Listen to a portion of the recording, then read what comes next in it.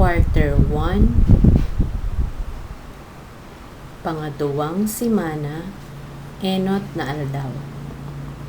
Dakulon kitang ginigibo sa eskwelahan. Handa na kamo magdangog mga aki? Kung handa na kamo, madya na, tamapuo na kita. Mensahe, ngunyan na enot na aldaw. May sinusunod akong schedule sa klase. Meeting time 1. Yan ang inutang ginigibo pagpuon kang klase. Sunod naman ang work period 1. Tinatawan kamo nin mga gibuhon kan maestra. Meeting time 2. Nag-uurolay-ulay kamo kan mga bagay-bagay na tinutukdo kan maestra. Supervised recess. Hindi kamo nagkakakan sa oras na ini. Story time. Oras ning pagkwento kan maestra. Work period 2. Digdi kamo tinatawan din panibagong gibuhon kan maestra.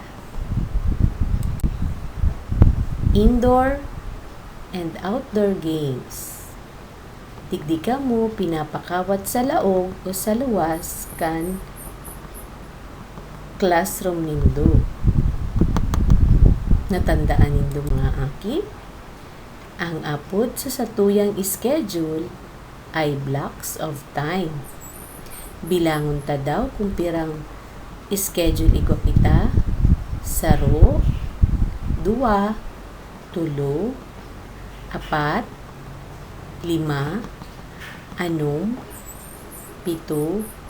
8. Matibayon. Igwa kitang 8 ginigibo sa laog kan klase sa kada aldaw. Pero igwa pa yan.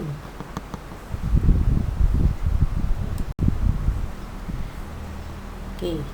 Ngunyan, may kakantahon kita na ang pamagat ay ako may ginigibo sa eskwelahan.